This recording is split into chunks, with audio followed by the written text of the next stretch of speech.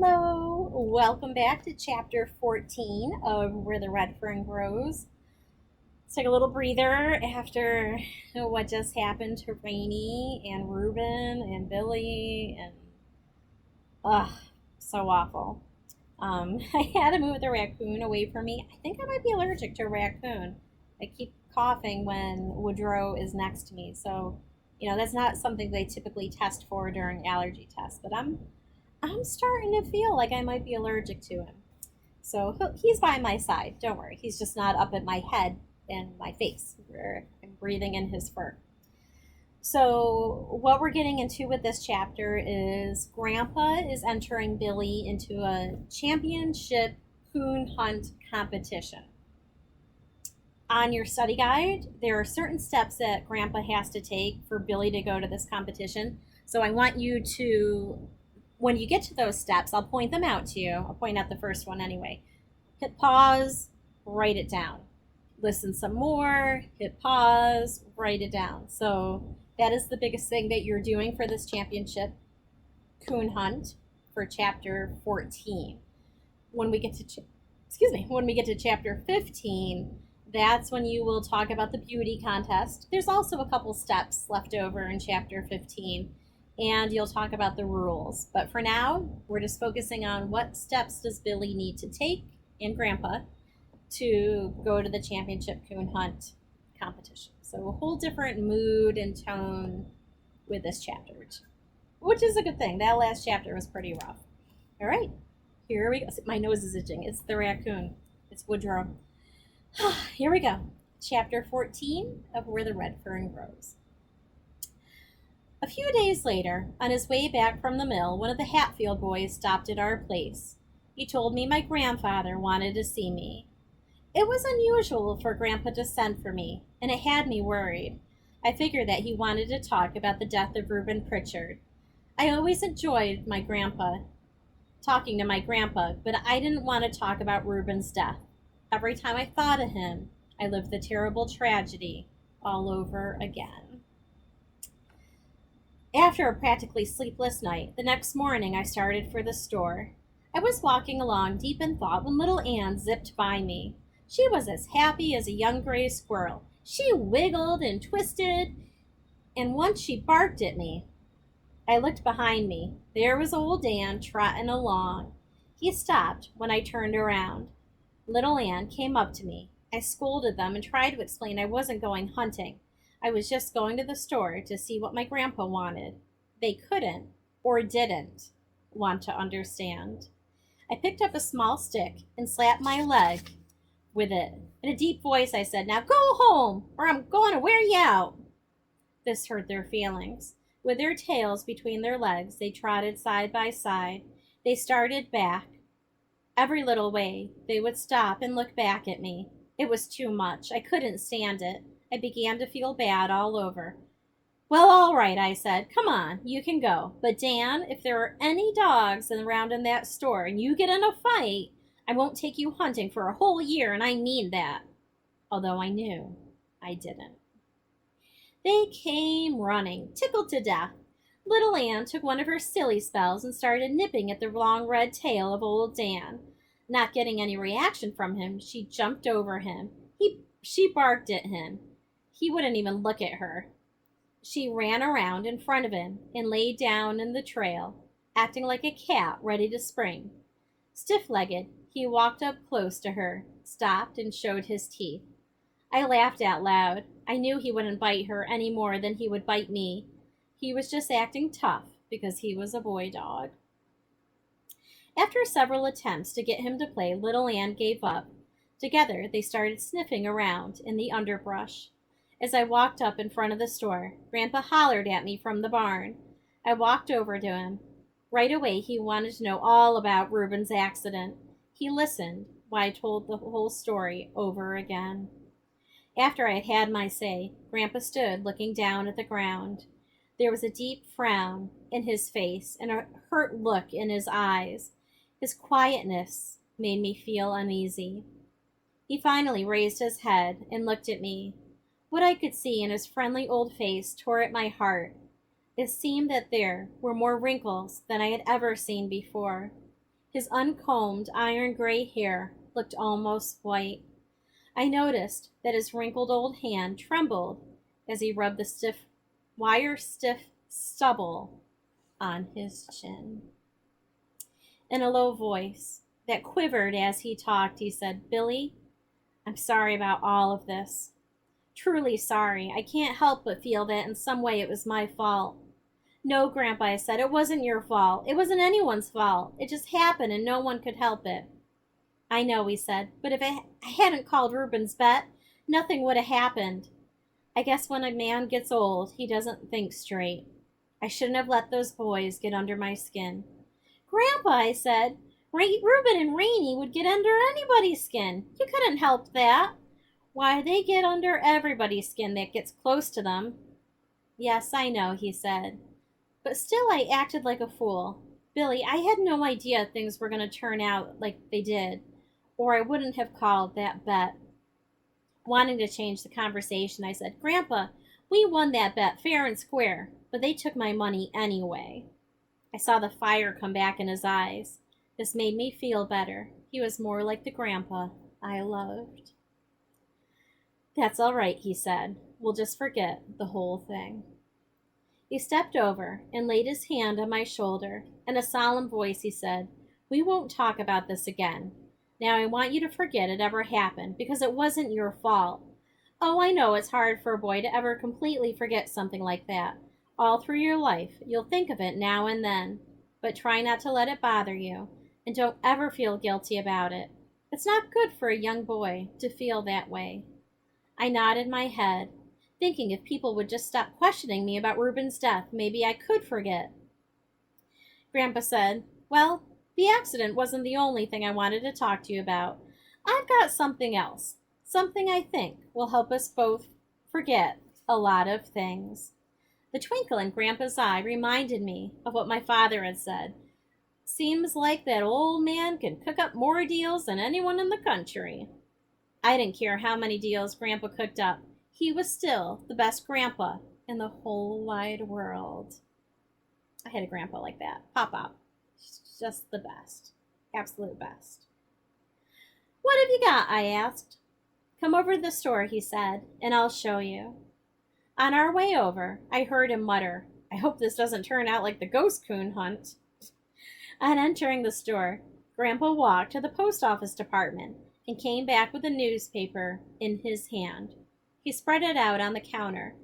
Pointing with his finger, he said in a loud voice, "Look there."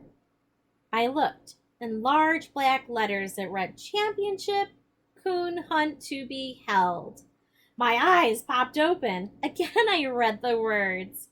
Grandpa was chuckling. I said, "Boy, if that isn't something. A championship coon hunt." Wide-eyed, I asked, "Where are they having this hunt?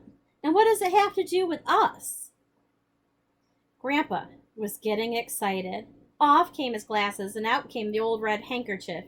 He blew his breath on the lens and polished them. He snorted a time or two, reared back, and almost shouted, "Do with us? Why, it has everything to do with us. All my life I wanted to go on one of these big coon hunts. Why, I even dreamed about it. And now the opportunity has come. Yes, sir. Now I can go." He paused. "That is, if it's all right with you." I was dumbfounded. I said, "All right with me? Why, Grandpa, you know it's all right with me. But what have I got to do with it?" Grandpa was so excited I thought he was going to burst a blood vessel. All right, this is where you start listening to the steps. Right here. This is the spot. Talking excitedly, he said, "I got it all fixed, Billy. We can enter old Dan and little Ann in this championship hunt." I was surprised at what Grandpa had said, and I couldn't utter a word. At first I was scared, and then a wonderful feeling came over me. I felt the excitement of the big hunt as it burned its way into my body. I started breathing like I had been running for 100 miles. After several attempts, I croaked, "Can just any dog be in this hunt?"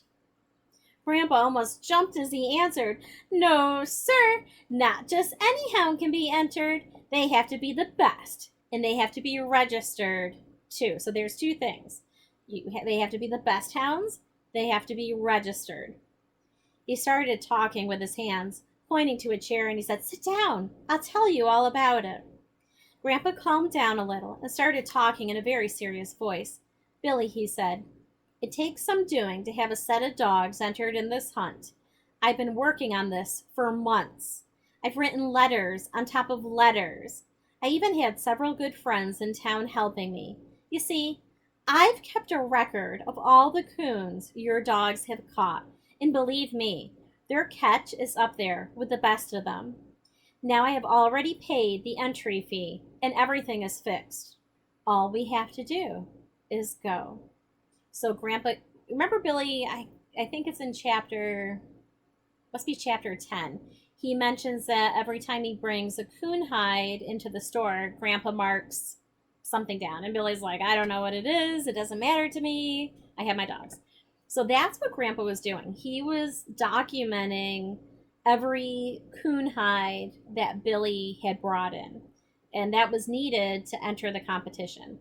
There's an entry fee that's also needed. There's letters of communication that need to happen. So these are all steps that need to take place. There's that raccoon itching my nose. These are all steps that need to take place before Billy can go to the competition. "Entry fee? How much does it cost?" I asked. "Let me worry about that," he said. "Now what do you say? You want to give it a whirl? I understand the winner receives a gold cup, and you never can tell. We might come home with it. We have as good a chance as anyone else." Grandpa had me so worked up by this time I didn't think anyone else had any good dogs but me. I reared back and blurted, "It's all right with me, Grandpa. Just tell me what to do." Grandpa flew out of gear like a Model T Ford. He slapped the counter with his hand, and in a pent-up voice he said, "That a boy, that's the way. I like to hear a coon hunter talk." With a questioning look on his face, he asked, "Didn't I see your dogs when you came up?" "Yes, they followed me," I said. "They're outside." "Well, call them in," he said. "I've got something for them." I called to them. Little Ann came in the store, walking like she was scared. Old Dan came to the door and stopped. I tried to coax them in. It was no use.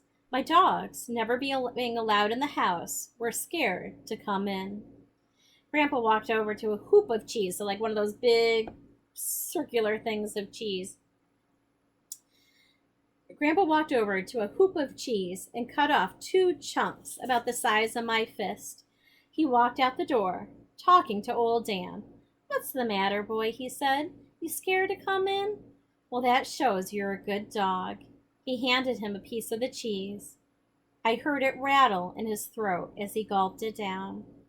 Grandpa came back and set little Ann up on the counter. He chuckled as he broke the cheese up in tiny bits and fed her. "Yes, sir," he said, "I think we have the best darn coon hounds in these Ozark Mountains. And just as sure as shooting, we're going to win that gold cup." Grandpa didn't have to say that. The way I was feeling, I already had the cup. All I had to do was go and get it. Finished with this feeding of little Ann, Grandpa said, "Now let's see. Oh, by the way, it's November. The hunt starts on the 23rd. That's about, well, let's see. This is the 17th. Counting on his fingers, he finally figured it out. That's 6 days from now," he said in a jubilant voice. I nodded my head. "We can leave here early on the morning of the 22nd, he said, "and barring accidents, we should make the campground in plenty of time for the grand opening." I asked how we were going. "We'll go in my buggy," he said. "I'll load the tent and everything the night before." I asked him what he wanted me to bring. "Nothing," he said, "but these 2 little hounds. And you be here early. I believe I'd let these dogs rest, because if we want them in tip-top shape when we get there." I saw the thinking wrinkles bunch up on Grandpa's forehead. "You reckon your daddy would like to go?" he asked. "As late in the fall as it is, I don't think he's too busy, is he?" "No, our crops are all gathered," I said. "We've been clearing some of the bottomland, but that's almost done now." "Well, ask him," he said. Tell him I'd like to have him go. I'll ask him, I said. But you know how Papa is. The farm comes first with him. I know, Grandpa said, but you ask him anyway and tell him what I said. Now it's getting late and you had better be heading for home. I was almost out the door when Grandpa said, Wait a second. I'm sorry, wait a minute. If you're reading along with me, I did just make a mistake there. He walked over behind the candy counter and shook out the quarter sack. So those are those big plastic bags to put candy in. He filled it to the brim, bounced it on the counter a few times, and dropped in a few more gumdrops.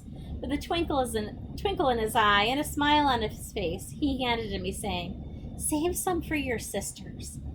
I was so choked up I couldn't say anything. I took it and flew out the door, calling to my dogs. On the way home, I didn't walk on the ground. I was way up in the clouds, just skipping along. With a song, I told the sycamore trees and the pop-eyed gray squirrels how happy I was. Little Ann sensed my happiness. She pranced along on the trail. With a doggish grin on her face, she begged for a piece of candy, which I so gladly gave. Even old Dan felt the pleasant atmosphere. His long red tail fanned the air. Once he raised his head and bawled. I stood still and listened to the droning tones of his deep voice.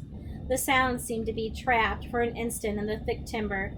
It rolled around under the tall sycamores, beat its way through the wild cane, and found freedom out over the clear blue waters of the river. The sound, following the river's course, rolled like the beat of a jungle drum. As the echo died away in the distance, silence settled over the bottoms. The gray squirrels stopped their chattering. The wild birds quit their singing. I stood still. No sound could be heard. It seemed that all creatures of the wild were holding their breath. I gazed up to the towering heights of the tall trees. No leaf was stirring. The silence seemed strained and expectant, like a young boy waiting for a firecracker to explode. I looked at old Dan. He was standing perfectly still with his right front foot raised and his long ears fanned open. He seemed to be listening and challenging any living creature to make a noise. The silence was broken with the whee of a red-tailed hawk. This seemed to be a signal. All around me, the happy atmosphere resumed its natural state. I heard the bam, bam, bam of a woodpecker high in the top of a box elder snag. The cry of a kingfisher and the scream of a blue jay blended perfectly with the drum-like beat. A barking red squirrel, glued to the side of a hackleberry tree, kept time to the music with the beat of his tail. Each noise I had heard and each sight I saw was very familiar to me, but I never grew tired of listening and watching. They were a God-sent gift, and I enjoyed them all. As I skipped along, it was hard for me to realize all the wonderful things that had happened to me in a few short years.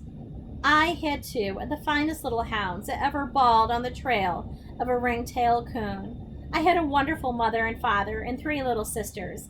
I had the best grandpa a boy ever had, and to top it all, I was going on a championship coon hunt. It was no wonder that my heart was bursting with happiness. Wasn't I the luckiest boy in the world? Everyone was just sitting down to supper when I got home. My sisters quit the table for the candy. I told them to divide it equally. The oldest one asked if I wanted any of it. No, I said. I brought it all for you. Of course, I didn't tell them about the 4 pieces I had in my pocket. They thanked me with their clear blue eyes. I guess it's pretty hard for a young boy to fool his mama. She took one look at me, and called me over.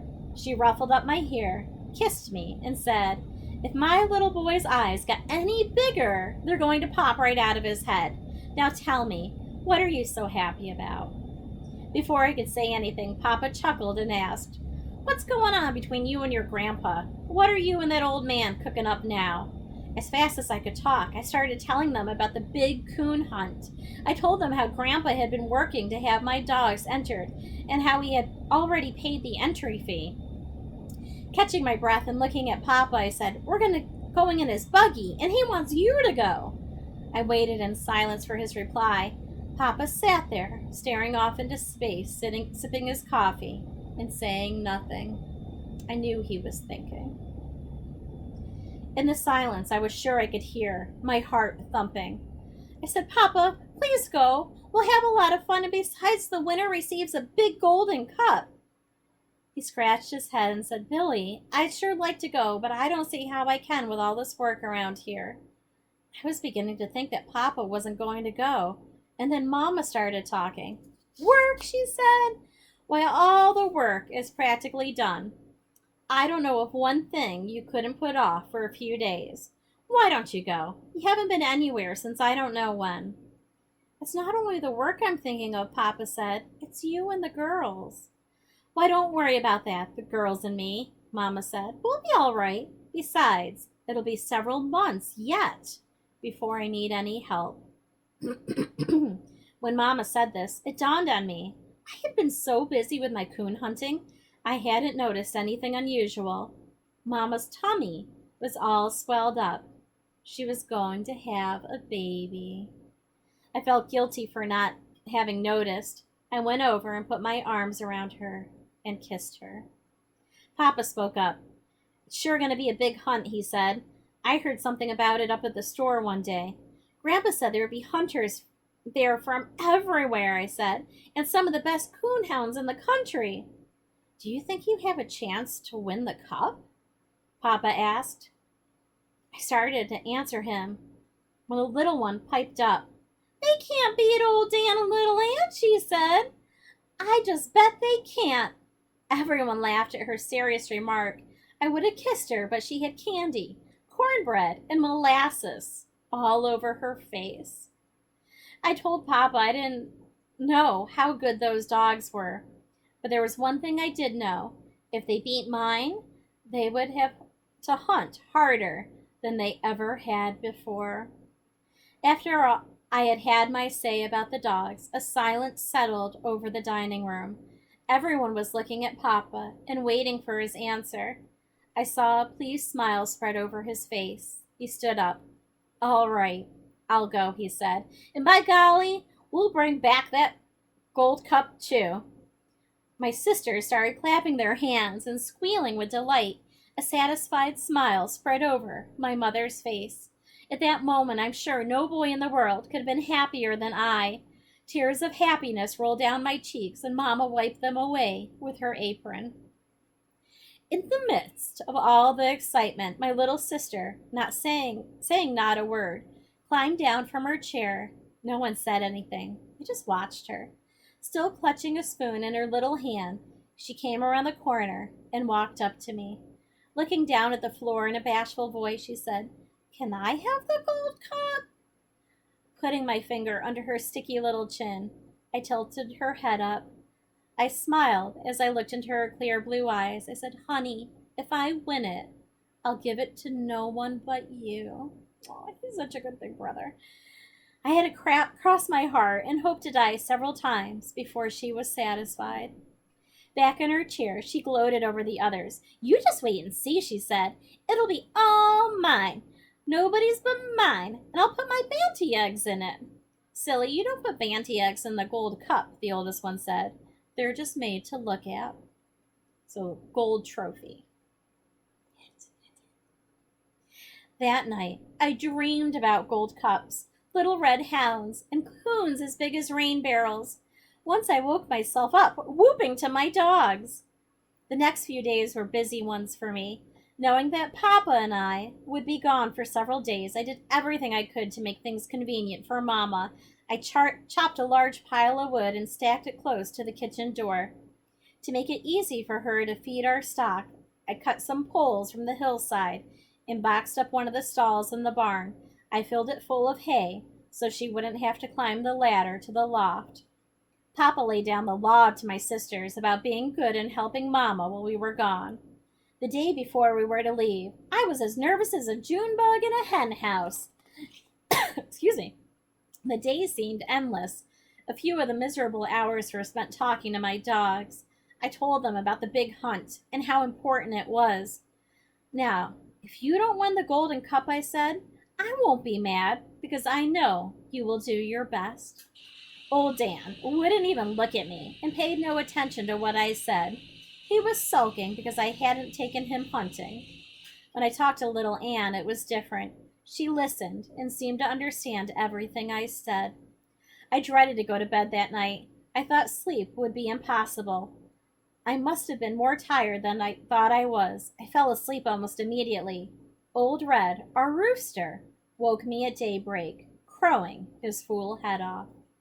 It was a beautiful morning, clear and frosty. After a good breakfast, we kissed Mama goodbye and started for the store. I'm sure there were a lot of coon hunters in the Ozarks, but on that morning, none could have felt as big and important as I. Walking along by the side of my father, I threw out my chest and tried hard to keep pace with his long strides. He noticed and laughed. You'll have to grow a little bit, he said, before you can take steps that long. I didn't say anything, I just smiled. Hearing the noise overhead, I looked up. The gray ones were winging their way southward.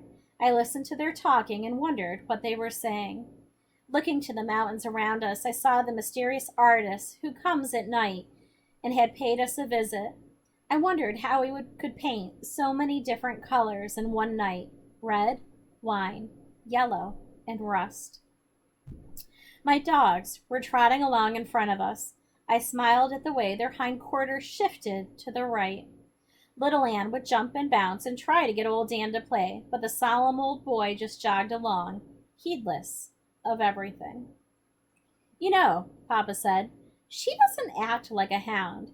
She is bouncing and playing all the time. Why, she acts more like a little pup than a hound. Yes, I know, I've said. I've noticed that myself. But you know one thing, Papa? She's the smartest dog I've ever seen.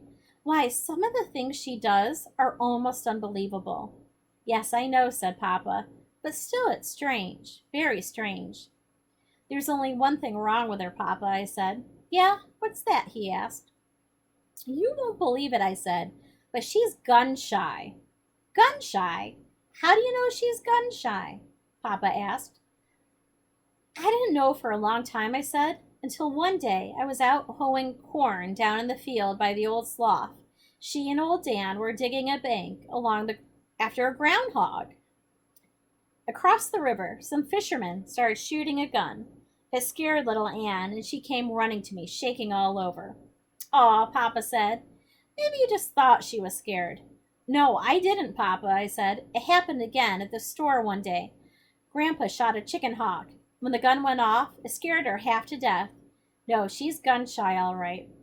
Aw, well, that doesn't mean anything. A lot of dogs are afraid of guns. I know, I said. But you wouldn't think she would be that way.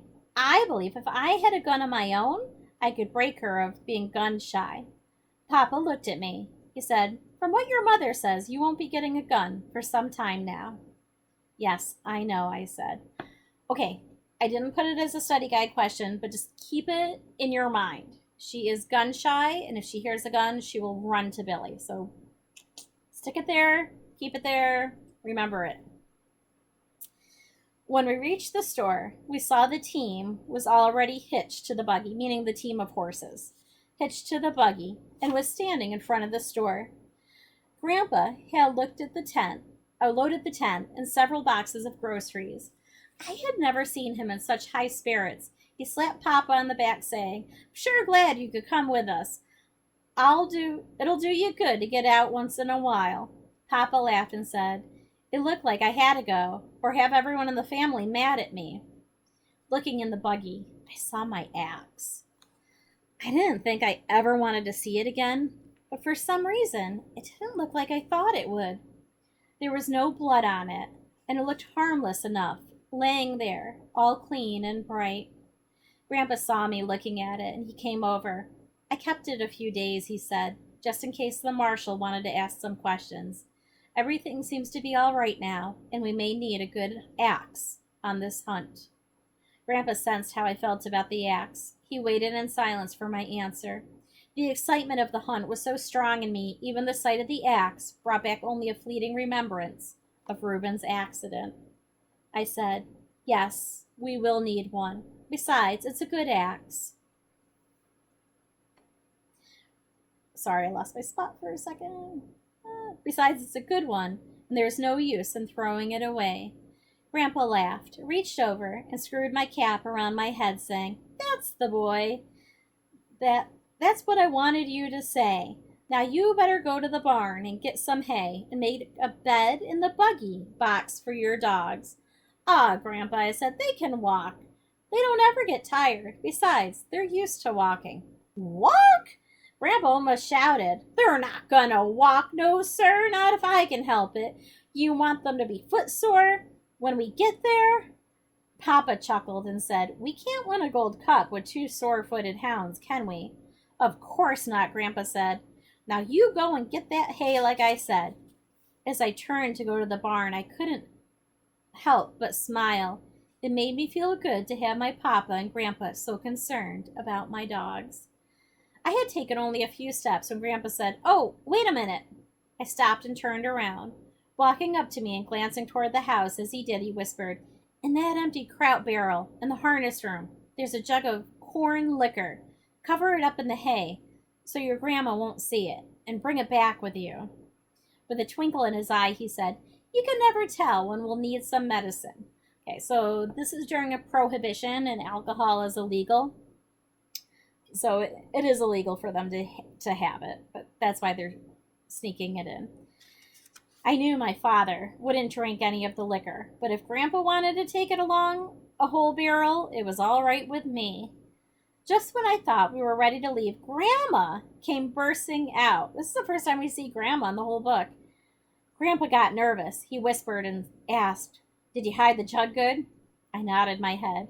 Grandma handed Grandpa a pair of long-handled underwear, so like long johns, and a scarf, saying, "I knew you'd forget something." Grandpa snorted, but there was no use in arguing with her.